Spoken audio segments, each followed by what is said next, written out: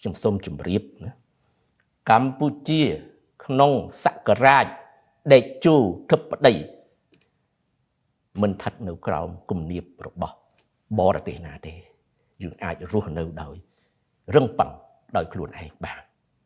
អញ្ចឹងថៃសូមអ្នកកុំយល់ច្រឡំឲ្យសោះបាទហើយប្រកែណាស់រឿងបង្វែរស្ថានភាពយប់មិញខ្ញុំអានកសែតថៃឃើញគេយកអារឿងប្រេងហ្នឹងកម្ពុជាផ្ដាច់នាំចូលប្រេងឥន្ធនៈនឹងឧស្ម័នហ្នឹងទៅជាកលៃថា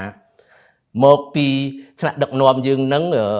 ដើម្បីចង់បានប្រយោជន៍ក្រុមហ៊ុនប្រេងក្នុងស្រុកអីហូហែឃើញទេបងប្អូនយើង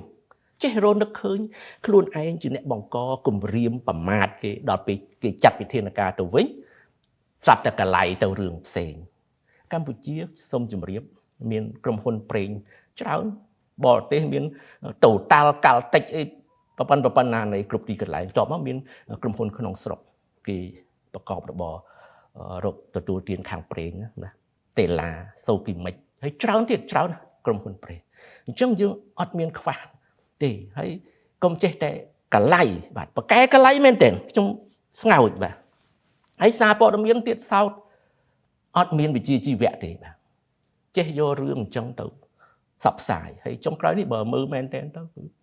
ចប់បាទសារព័ត៌មាននៅថៃអញ្ចឹងបងប្អូនយើងដែលចូលចិត្តតាមដានបងប្អូនអ្នកសារព័ត៌មានក្តីតាមដានសារព័ត៌មានថៃ